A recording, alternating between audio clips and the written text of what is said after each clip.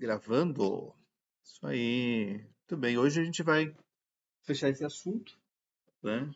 E aí, na sequência, a gente começa outro tema. Então, deixa eu só dar o play aqui. Deixa eu ver como que faz. Muitas telinhas desse lado. Acho que agora vai. Vem aqui, dá o play.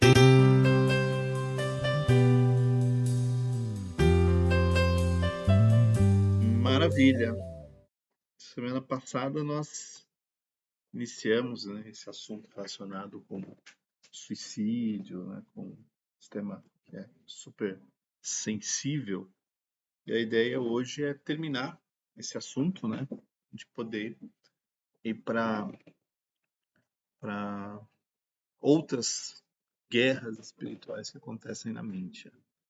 Já falamos de ansiedade, e como que a Bíblia nos ajuda a lidar com a ansiedade, mas dentro das guerras que eu acho que são super críticas, é o desejo da morte, né? Na semana passada eu mencionei para vocês que não existe na Bíblia nenhum versículo, não tem mesmo, né, que diga assim, que isso é pecado, que a pessoa vai para o inferno e tudo mais.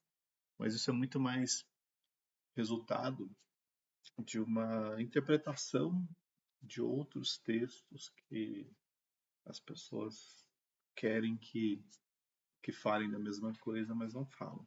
Tá? Essa é a prática. Mas um versículo super importante que vale a pena a gente lembrar é esse que está aqui em Romanos. Né?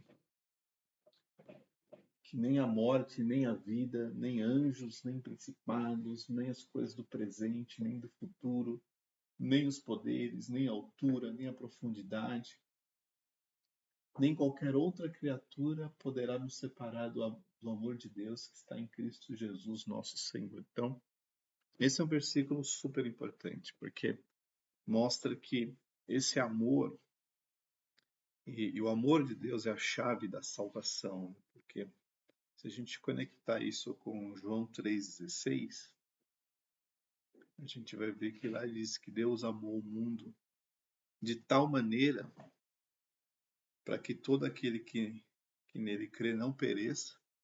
Né? Ele enviou, né, o seu Filho para que todo aquele que nele crê não pereça, mas tenha a vida eterna. Então, o amor de Deus é a chave da salvação. Né? Só que o que acontece, né? Se a gente pegar, por exemplo, eu até destaquei aqui um caso super conhecido, né? Sansão. Lembra da história de Sansão? O que aconteceu com Sansão nessa ocasião aqui? Ele se matou, não foi? Estava lá preso. Ele não pediu para Deus, né, livrar, Senhor, né, me tira dessa situação. Ele disse, ó, que eu morro com os filisteus. Sansão se matou. Certo, Val? Né? Ele pegou lá as duas colunas, derrubou com uma mão uma, derrubou com a outra, caiu tudo, morreu um monte de gente, ele junto.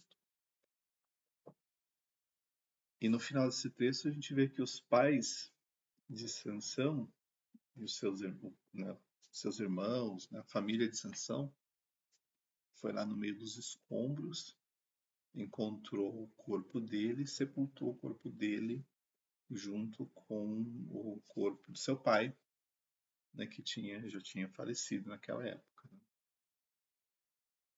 Mas Sansão se matou. Matou ou não matou? Sim.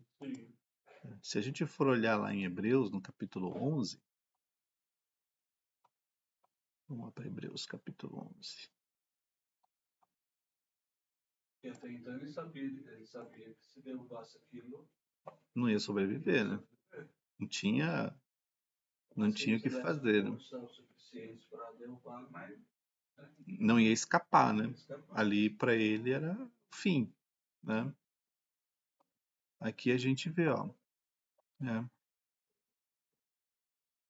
Galeria dos Heróis da Fé, ó. Certamente me faltará tempo necessário para falar de Gideão, de Baraque e de Sansão. Sansão apareceu aqui, ó. Jefté, Davi, Samuel, os profetas, os quais, por meio da fé, conquistaram reinos, praticaram justiça, obtiveram promessas, fecharam a boca dos leões, extinguiram a violência do fogo, escaparam de seus mortos, a espada, da fraqueza tiraram força, fizeram-se poderosos, né? Sansão apareceu aqui, ó. Aí fica a questão, né? Então, a gente percebe que o ato de Sansão foi um ato extremo, ele não tinha mais o que fazer, estava cego, É, aprisionado, os inimigos rindo dele, né? Aquilo que a gente viu lá atrás. Ele falou: Senhor, dá mais uma chance. Vai lá. Ele sabia que ia morrer, porque ele mesmo declara, né? Que eu morro e os filisteus vão comigo. Então, aquela loucura toda. Tá? Há quem diga, mas aquela situação era diferente. Diferente em que sentido? Porque se matou. Né? poderia muito bem ter ficado quieto, Achado uma outra estratégia, essa estratégia, mas se ter matou. lutado, Ter lutado. saberia que pode ser que ele aguentaria, né? Mas Poderia ter feito de outra forma, mas preferiu uma forma mais drástica. Mas o que eu quero dizer com isso é que o desejo pela morte é sempre uma questão que a gente precisa colocar na perspectiva certa. A Bíblia sempre vai ser pró-vida, né? Sempre vai dizer viver com Cristo, sempre buscar o melhor, porque o que Deus quer para nós é uma vida plena, é uma vida satisfeita com as coisas que Ele tem feito e as coisas que Ele tem dado para nós, né? Esse é o propósito de Deus. E a nossa luta, a guerra que acontece na mente, é exatamente de nos fazer enxergar que a adversidade, a frustração, aqueles 5 elementos que vocês lembram da aula passada, né? Vergonha, a frustração, medo, que a gente viu na vida de Saul, vergonha, foi se matou, né? A frustração lá de Jonas, né? A depressão de Elias, né? O remorso, todas essas coisas fazem parte dessa vida. Todo mundo está sujeito a esse tipo de coisa.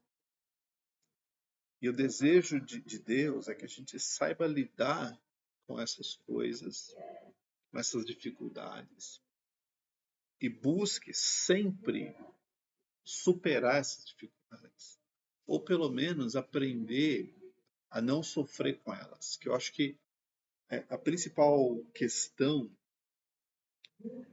que a gente é muito mais inclinado a valorizar demais as coisas ruins e esquecer das coisas boas. É muito mais fácil você lembrar de um trauma, de uma situação ruim, né?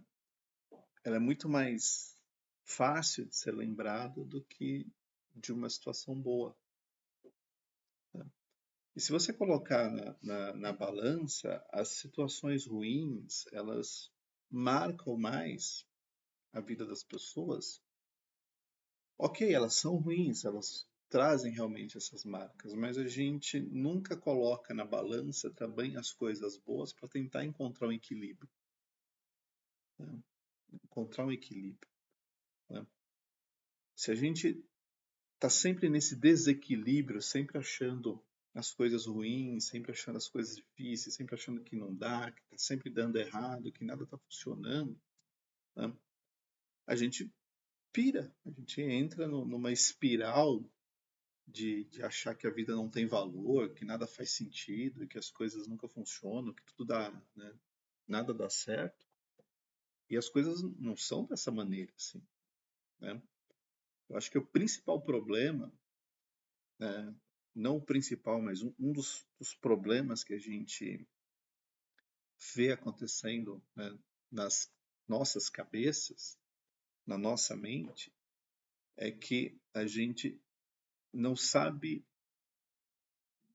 balizar a expectativa.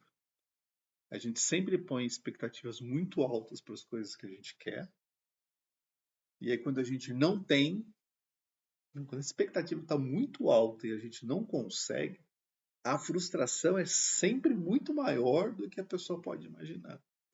Então, quando você espera muita coisa, e não está errado ter expectativas, acho que o erro aqui é não saber lidar com a frustração de não alcançar aquela expectativa.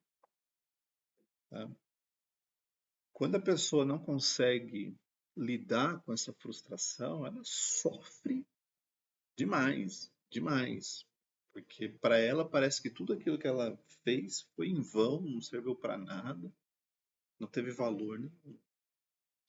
Só que a nossa vida, ela é construída, e se a gente pensar, faz bastante sentido, a nossa vida ela é construída em camadas.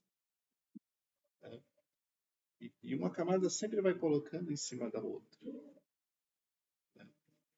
E é ao colocar essas camadas uma em cima da outra que você vai subindo. A velocidade disso pode ser diferente de pessoa para pessoa, mas essas camadas que, quando são colocadas uma em cima da outra, né, elas formam a nossa experiência, que ela tem um valor incomparável. Né? Vou dar um exemplo. Quando você faz uma coisa que dá errado, se você aprende com esse erro, você ganha experiência. Na próxima vez eu vou fazer exatamente igual, porque eu já vi que deu errado. Né? Sei lá, uma sociedade, aí você escolhe uma pessoa para ser sócio, não dá certo. Aí você precisa analisar, né? Das escolhas que eu fiz, aonde foi que eu errei e como que eu faço para não repetir esse erro novamente, caso eu tente um outro negócio, eu faça uma outra. Então, se a gente olha para as nossas frustrações como oportunidades de aprendizado,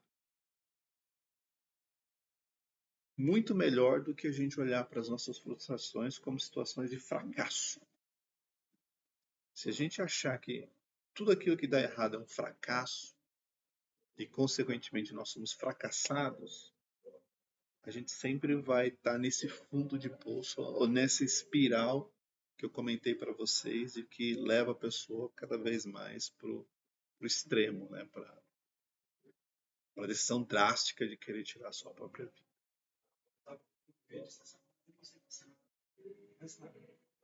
Todo sentido com você você estava falando que a gente aprende hoje só coisas boas, mas a vida ela é feita só de coisas boas. Então a gente fica frustrado, depressão, porque a vida é um ciclo, coisa boa e coisa ruim vai caminhar junto. Você tem que entender que 50% da sua vida vai acontecer, mas 50% você tem que entender que vai ter morte, vai ter doença, vai ter várias coisas. Então a mente da gente só vai para o lado do 50% bom, quer ter dinheiro, quer ter carro bom, quer viver vida boa. Esquece que a vida é um ciclo. Então, ele até falou sobre isso. Então, é que a gente esquece. Quando você entende que a vida é 50% de coisas boas e 50% que não é ruim, que é um ciclo da vida, você vai ter que viver. Tanto pode ser rico, ser pobre, ser preto, branco, você vai viver isso. Então, se a gente entende isso, com certeza vai viver uma vida totalmente diferente. Né? E faz muito sentido o que você fala. E é curioso, porque vamos pegar o exemplo do apóstolo Paulo. Em Gálatas ele fala, olha, eu tinha tudo para dar certo. Eu tive uma boa escola, eu tive uma boa família, né? Eu tinha reputação, eu tinha tudo para dar certo.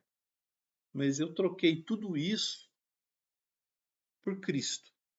Então, eu não me preocupei se eu tinha boa formação ou não, se eu tinha uma família que tinha um título de cidadão romano ou não. Para mim, abrir mão de tudo isso para viver o propósito de Cristo. E em outro lugar, ele fala: eu aprendi a viver contente em toda e qualquer situação. Eu aprendi a ter e a não ter. Eu aprendi a, né, tudo, né? Aprendi a passar fome, aprendi a ter fartura, né? E no final ele termina uma frase, ele termina esse texto dizendo: tudo posso naquele que me fortalece. E aí está o problema. Porque o que as pessoas acham? Que elas podem fazer de tudo. E o versículo não é esse. O versículo é: eu posso suportar todas as coisas. Porque o contexto que ele está falando é de que ó, eu aprendi a ter pouco, aprendi a ter muito, aprendi a passar fome, aprendi a ter fartura. O contexto dele é isso. Eu aprendi a viver contente em toda e qualquer situação. Então eu posso suportar todas as coisas naquele que me fortalece. Não é eu posso fazer tudo. As pessoas não entendem dessa forma, não entendem que atrás disso uma história. Exatamente. Exatamente. Então a gente pega aquele versículozinho lá e fala: não, eu posso todas as coisas. Então eu vou lá fazer porque eu posso. E aí quando não consegue. Assim, e o pastor fala: ó, você pode ir lá na Antártida lá e vender gelo que você vai prosperar. Que você pode todas as coisas. Você vai fazer. Você tá ficando lá, O cara pega na porta, não precisa quem compra. como assim? Entendeu? Então quando a gente não tem esta maturidade da vida, de saber que, olha, por essa vida, eu não vou dar certo 100% das vezes. Talvez, como o Val falou, seja 50, talvez nem 50. Às vezes seja só 30. Mas se eu olhar que em todas essas coisas eu posso suportar aquele que me fortalece, tá tudo certo. Porque essas experiências que nós vamos colocando em camadas são elas que nos levam para a maturidade. E às vezes eu percebo que a gente, né, quando a gente olha para trás, vem uma geração chegando que não sabe lidar com a frustração, que não sabe lidar com o não, Como assim? não sabe lidar com o como assim, não sabe lidar com agora não. Nossa. É. Sabe o que você está falando? É incrível. Então, assim, esse é um problema que talvez para uma geração que aprendeu a lidar com escassez, né? Acho que vocês vão lembrar aqui uma época em que faltava leite na padaria, né? Uma época em que os supermercados, você ia no mercado de manhã, à tarde era outro preço. Outro preço. Se você não comprasse naquela hora, perdeu, você não comprava mais. Se você levasse 50 reais, nem era reais, mas 50 reais para comprar, aqueles 50 reais no fim do dia já não comprava a mesma coisa. Então, era importante que você aprendesse a viver de forma muito bem regrada. Porque se você não controlasse as coisas e não tivesse essa clareza na cabeça, você pirava, porque era um mundo meio caótico que a gente, né, vivenciou. Era um mundo onde um dos principais problemas, acho que vocês vão lembrar, um dos principais problemas daquela época era droga. Né? Porque você ouvia falar, a pessoa morreu de overdose, famosos principalmente morriam de overdose o tempo todo, ficava naquela loucura. O mundo mudou de lá para cá. Acho que a tecnologia traz muito conforto e muito imediatismo para as coisas. Você lembra que era uma época em que, às vezes, a casa tinha uma única televisão. E todo mundo tinha que assistir a mesma coisa. Porque a família sentava, não dava para eu quero ver o futebol, outro quer ver a novela, outro quer ver o desenho. Aquele horário só podia ver uma coisa só. E quando tinha televisão. E quando tinha televisão, porque às vezes nem isso tinha, né? O mais lá o rádio. Santos para chegar em casa. Aí tinha a questão do... O que o vizinho permitia. Era o que tinha. Então você aprendia a ter uma vida mais regrada. Que ou você tinha ou você não tinha. E se você não tivesse, você não podia fazer nada. Não tinha que ficar frustrado. Ai, eu sou infeliz porque não tenho televisão em casa. Né? Hã? Carro. Quando você via naquela época, vamos falar, mas de 30 anos atrás, 35 anos atrás, na palavra depressão. Pois é. Então, Mesmo as você vai realidades... querer se lavar. Lavar só para um tanque. Ó, eu sei tudo marcado aquele tanque. Né, lavou... Essa, minha mãe, eu fui criado pela minha mãe. Minha mãe trabalhava, casa de família. Você tem que dar conta de tudo dentro de casa. Não só eu, como minhas irmãs, que eram menores. Então, assim, você não via falar, eu estou deprimido, eu... Até podia estar, mas Poderia estar, mas ninguém sabia, né? Não tinha. Sim. Ninguém falava disso, não era visto dessa forma. Mas você falou do trabalho, né? Imagina o seguinte, carro. Carro era uma coisa para poucas pessoas. O próprio telefone Dentro de casa. Quando você entrava, quando eu principalmente, a gente entrava na casa de algum familiar nosso que tinha um poder melhor, né, de aquisitivo. Você via lá o telefone que tocava, vocês falavam, o que é isso aí, cara? Você tem um telefone, né? Telefone? Entendeu? Não, porque a gente estava naquele ciclo ali focado no orelhão. O orelhão era o único meio de comunicação, o telegrama ou a carta. Então não tinha o que a gente tem hoje, né? Que é uma excelente tecnologia, porém, cada vez mais está afastando as pessoas. Hoje ninguém liga. Você lembra a última vez que você ligou para alguém pelo celular? Você manda uma mensagem. Você manda um áudio. Né? E hoje a gente está tão conectado, não vou dizer próximo, né? Porque não. A gente está conectado, a gente não está próximo. Está conectado. Você pode falar com qualquer pessoa, pode mandar uma mensagem e saber que se essa pessoa quiser, ela vai ouvir aquela mensagem, ela não vai se perder. Não era uma carta que você podia escrever e não ter certeza se a carta chegou, se a pessoa recebeu, se o carteiro perdeu, sei lá. Os convites hoje está sendo convite de casamento. Tudo digital. Sim.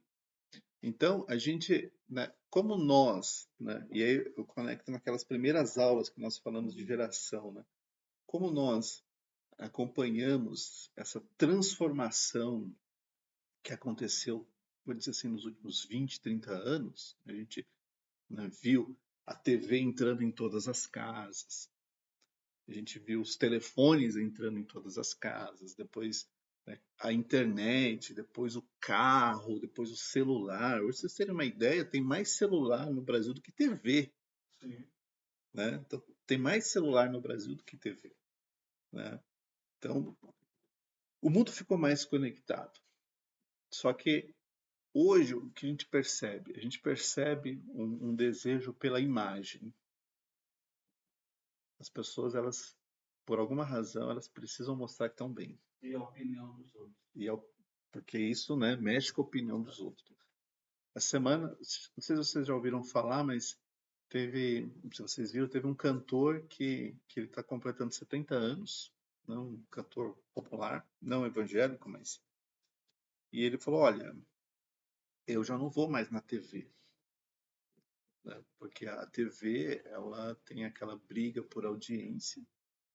E hoje o mundo quer vender uma imagem de perfeição.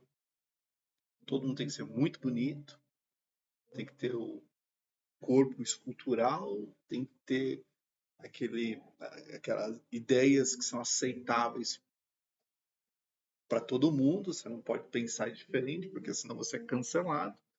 E eu não sou dessa geração. Eu não sou dessa geração. Completando 70 anos, então imagina. Né? E o que eu quero dizer com isso? Que tanta conexão, tanta tecnologia fez com que as gerações que já cresciam nesse contexto, carro, internet, TV, celular, eles crescem no contexto de que tudo é muito imediato, tudo é muito para já, não tem essa ideia que as gerações antigas tinham de não ter TV, não ter carro, não ter dinheiro para comprar. Fim do mês, acabou. Você tinha que controlar ali para chegar no próximo pagamento, poder comprar aquilo que está faltando. Mas enquanto não chegava, você não tinha o que fazer. Só que quando você começa a ver muita imagem, né, de gente, né, parece que tem a vida perfeita, o espectador, ele olha para aquela imagem e vê que aquela imagem não reflete a vida dele. Aí o que ele faz? Ele fica frustrado. Aqueles 5 exemplos, né? Frustrado, fica deprimido, fica com remorso, fica com medo, com pânico, todas aquelas situações e outras que a gente sabe que não é. Mas assim, o que a Bíblia nos ensina a respeito? De que no mundo nós teremos aflições. E o versículo não termina aí, termina, tem de bom ânimo, é Jesus falando, porque eu venci o mundo, é o que diz o Senhor. Então, nas aflições que o mundo traz, nosso papel é ter bom ânimo, não se desanimar por isso, mas aprender a viver contente, como diz o apóstolo Paulo, em toda e qualquer circunstância.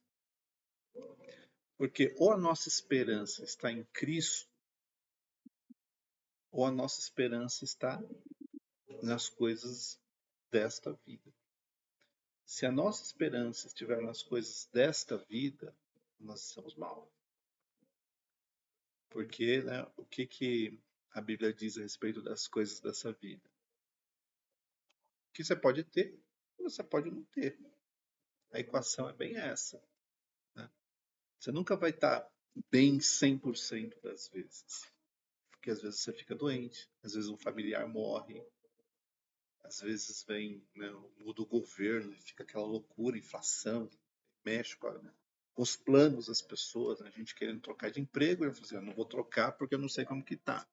Vou abrir um negócio, eu não vou abrir porque eu não sei como que vai ficar. Então, mexe com a vida das pessoas. Então, se a gente deixar de olhar para Cristo e olhar para as coisas desta vida, aí deu ruim.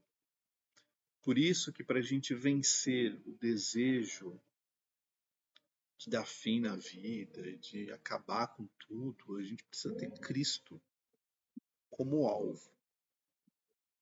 Dizer, olha, deste mundo eu não levo nada. Né? Pensei em Jó lá, né? Nasci nu eu vou morrer. Eu não vou levar nada da outra vida. Então, o que eu tenho que fazer é aprender a usar bem as coisas que Deus nos dá. E outro exemplo importante é que a gente não pode esquecer que tudo o que nós temos vem das mãos de Deus. Né?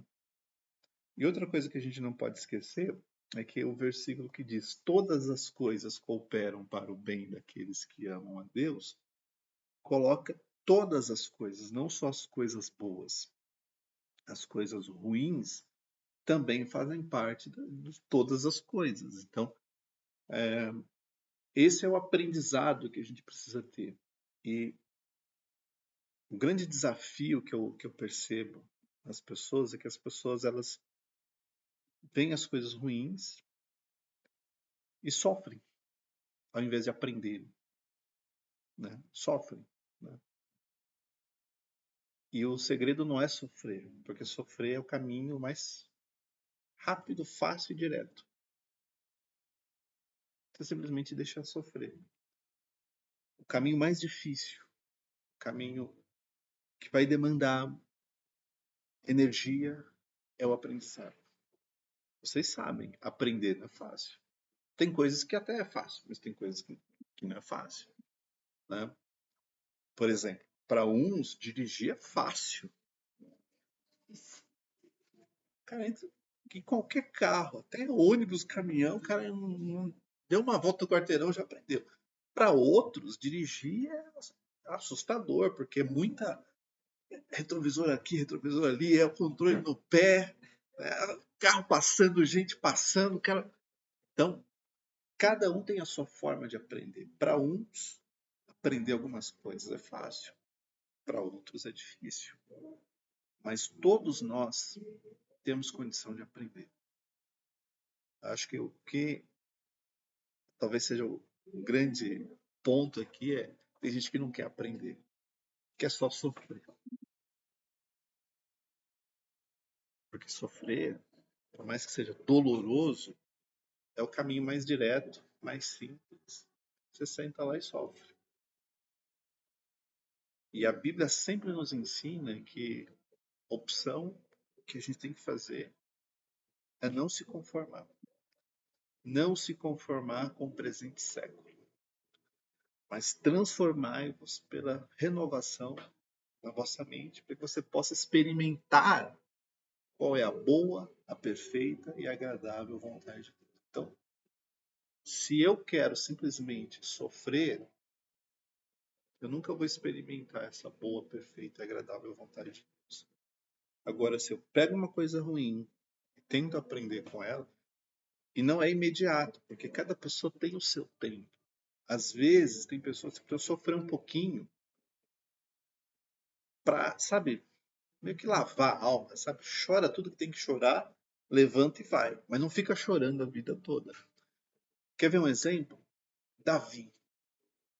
Quando Davi chega em Ziclag, que ele vê tudo destruído, ele chora até não ter mais força para chorar. Eu nunca parei para pensar, mas a pessoa chorar até não ter mais força para chorar significa que ela já esgotou, está lá naquele estado de que mas a gente vê no mesmo texto que Davi ele se reanima no Senhor. Mas não, peraí. Minha vida não é para ser só isso. Eu estou experimentando uma tragédia que é ver a minha família sequestrada, minha casa destruída, os homens aqui falando em me matar porque eles acham que tudo isso é culpa minha. Mas se ele não se anima, os caras iam matar Davi. Né? Então é hora de suportar essas coisas. Então ele se reanima no Senhor e fala: não, vou ver o que eu faço. E ele pergunta para Deus: Senhor, eu devo ir atrás do bando? Já pensou se Deus fala para ele não? Então, assim, a gente também tem que saber que as respostas de Deus, elas não necessariamente têm que ir de encontro com a minha expectativa. Porque se Deus falasse para Davi, não, você não vai atrás desse bando, ele ia ter que se conformar, perder sua família, perder sua casa e seguir a vida com isso. Né? Então, nessa luta que a gente tem, né, já que está tudo difícil, está tudo dando errado, você vai ver que na Bíblia tem vários exemplos de pessoas que também que deram muito errado. Mas elas aprenderam a dar a volta por cima e continuar olhando para Cristo, olhando para o sonho, para o propósito de Deus. E é dessa forma que a gente deveria caminhar. Então, se eu quiser ficar sentado sofrendo, tá ótimo. Mas eu posso simplesmente levantar, sacudir o pó, falar: Senhor, vou atrás desse bando, porque eu tenho que recuperar as coisas que eles levaram embora. Olha o exemplo de Jó. Jó é um exemplo incrível. Sentou, raspando lá suas feridas, seus amigos ali um tempão, só sem saber o que falar. Jó abre a boca, primeira coisa que ele fala, amaldiçoou o dia que ele nasceu. Falar, para mim seria melhor que minha mãe tivesse me abortado. Passa todo o livro, né? Jó tentando ali argumentar com seus amigos sobre a sua situação, os amigos de Jó dizendo que deve ter sido culpa dele, Jó tentando dizer, não, mas eu não fiz nada de errado, eu sempre andei certinho e tal. No final, a gente percebe que Deus muda a sorte de Jó quando Jó está ali orando e intercedendo pelos seus amigos. Que era exatamente aquilo que ele fazia pelos seus filhos. Então, a sorte de Jó não foi transformada porque Deus teve dó de Jó. Jó, você está sofrendo demais, vai.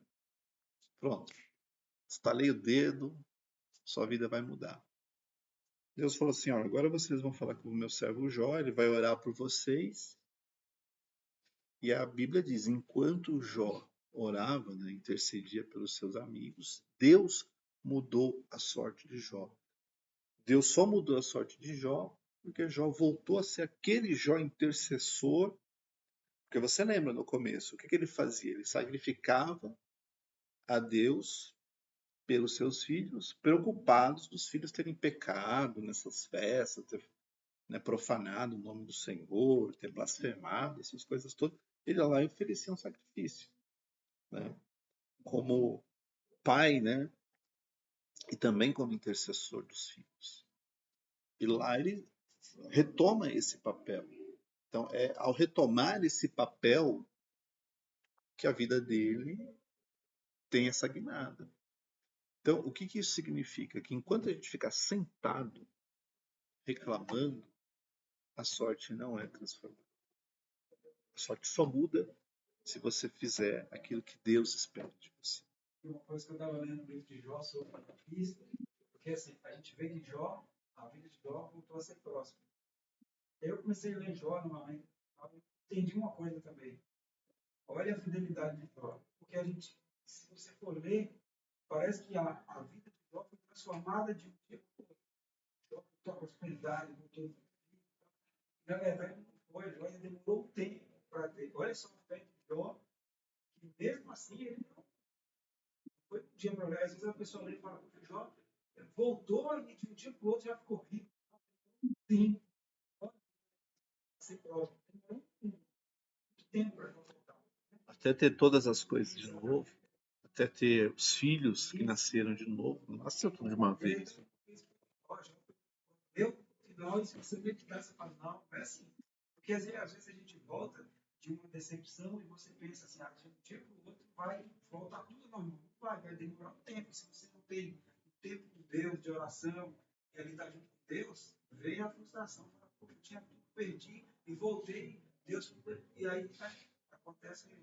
Jó é um exemplo assim. E outra coisa que serve de exemplo também é a própria natureza. Se você planta um pé de tomate, esse pé de tomate não vai nascer no dia seguinte. E mesmo que nasça o pé de tomate, não vai dar tomate no dia seguinte. Ele tem o tempo para dar o tomate. Só que o que você tem que fazer? Regar, cuidar, né? Proteger a planta para que ela, além de crescer, dê o fruto que você espera. Então, isso que você falou, a própria vida nos ensina aí. E aí eu volto para aquele momento. As pessoas querem tudo agora. Eles não querem esperar. Então, deu errado, amanhã já tem que dar certo. Porque eu não posso esperar. Se eu cheguei até aqui para dar errado, eu não posso esperar tudo de novo para saber se vai dar certo. Eu quero que já dê certo amanhã. Só que não. Você tem que fazer tudo de novo. O ser humano está indo por um caminho tão preguiçoso, né? Já, assim, a inteligência artificial já não é mais novidade. Ela serve muito para pensar para você. Para você não ler aqueles livros, para você não ir estudar, e simplesmente com uma pergunta inteligente sua, da forma que ela vai entender, que ela vai poder te responder, ela vai poder criar para você, ela vai lá e faz. Exatamente. No final, que a gente descobre que as pessoas não querem mais aprender. Aquilo que eu falei de aprender, né, que a gente tem que aprender, as pessoas não querem aprender. Elas querem que alguém resolva para elas. Ou uma inteligência artificial, ou o governo, ou o pai que está melhor. Então, me dá aí porque meu pai tem dinheiro, então eu vou lá. Querem que alguém resolva. E se a gente não assumir o controle da nossa própria vida, falar assim, não, quem tem que resolver sou eu, quem tem que aprender sou eu, quem tem que fazer sou eu, a gente entra nessa espiral que eu comentei para vocês, de sofrimento e decepção. Paramos por aqui, acho que foi uma ótima conversa, né? Como que a vida é. Semana que vem a gente vai entrar em outras guerras, mas esse assunto, se pudesse, a gente ficava não, mais e mais semanas só falando desse assunto. Mas, se Deus quiser, a gente pode voltar nisso em outro momento, tá bom? Vou parar a gravação e Deus abençoe vocês, em nome de Jesus.